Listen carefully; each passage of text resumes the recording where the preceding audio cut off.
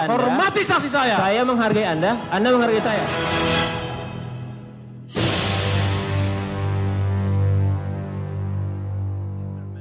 The cause of death of the victim. Apa itu benar? Apa itu benar? Is that true? I would agree that a toxicologist or a scientist, it's the pathologist's job to do cause of death. Well, menurut saya yang berwenang menentukan atau menyebutkan penyebab kematian adalah seorang ahli patologi. Nah, kalau begitu halnya dalam kasus ini kan terjadi begini. Visum et repertum, yaitu dokter selamat membuat visum itu, tetapi di dalamnya itu sendiri tidak disebutkan sebab kematian, dikatakan harus menunggu hasil laboratorium. Well, the visum et repertum made or written by Dr. Slamet does not mention the cause of death. It is said that that we have to wait for laboratory results. Yes, that is what I read as well. Ya, itu juga yang memang saya baca. Nah, kemudian di persidangan ini ketika kami tanya Dr. Slamet, dia mengatakan bahwa memang karena tidak dilakukan otopsi, dia mengatakan tidak bisa menentukan sebab kematian. Bisa karena jantung, bisa karena otak, bisa karena stroke dan sebagainya. In a hearing where Dr. Slamet was present, he said that there was no cause of death in the visum et repertum because no full autopsy has been done. So that's why the cause of death could not be ascertained. Enggak, dia bilang ada karena jantung. And also he said that there is other possibilities. The person could die of heart failure, heart attack, or because of something that happens in the brain, or because of a stroke and other causes. Kemudian penyidik memeriksa Dr. Slamet dan menyerahkan dan bertanya kepada Dr. Slamet tentang pendapat ahli toksologi. And then investigators ask Dr. Slamet about the opinions of toxicologists yang menyatakan bahwa berdasarkan pendapat toksikologi, and Dr. Slamet said that according to the opinion of the toxicologist, yang menyatakan bahwa ada masuk ke dalam tubuhnya Mirna korban 298 mg cyanida. The toxicologist said that 298 milligram of cyanide get into the body of the victim. Itu yang berasal dari 20 ml yang diminum. Coming from the 20 milliliter that was drunk. Sehingga akhirnya dia mengatakan bahwa ya saya menentukan kematian korban ini adalah berdasarkan pendapat daripada ahli toksologi yaitu Pak Nur Sarman. And then Dr. Slamet said that yes, I determined the cause of death of the victim based on what the toxicologist, that is Dr. Nur Sarman, said.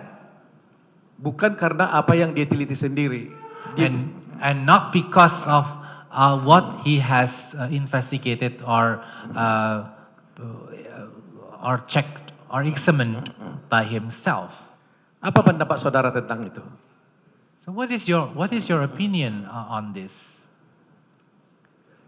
Again, my opinion is that the toxicologist cannot or should not assign a cause of death.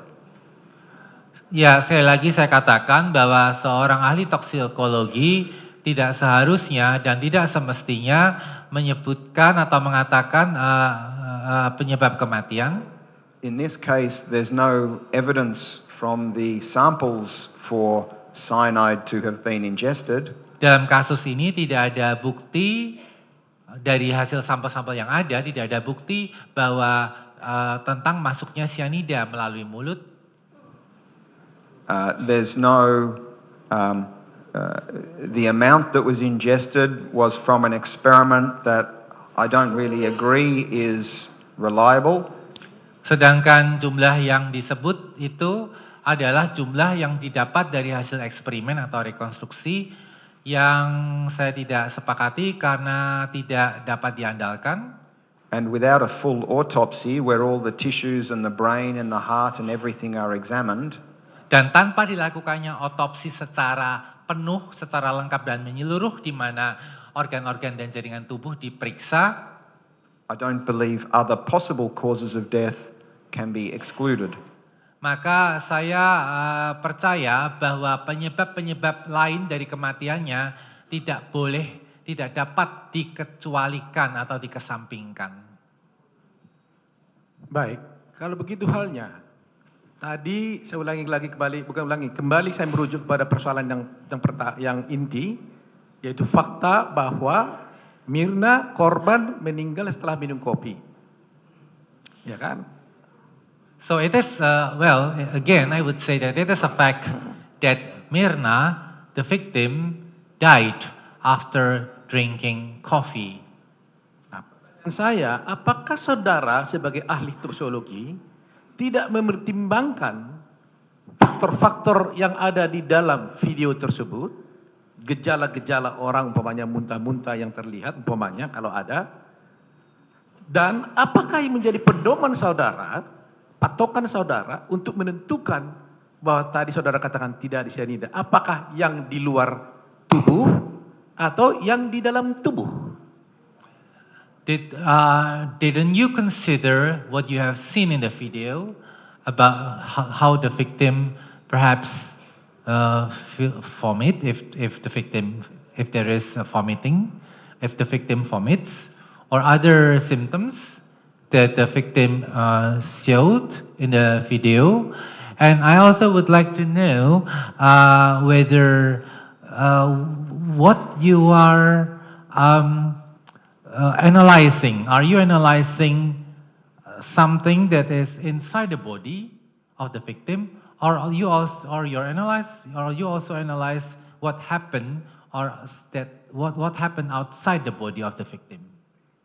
My primary responsibility is what's inside the victim, so the testing that is performed. Yang menjadi tanggung jawab pokok saya adalah apa yang terjadi di dalam tubuh. Artinya hasil pengujian yang dilakukan terhadap organ-organ yang ada di dalam tubuh. The pathol.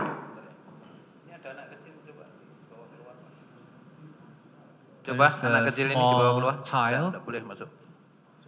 Please taken the child out of this room, of this court. Sekarang sebentar ini ada yang buang air kecil.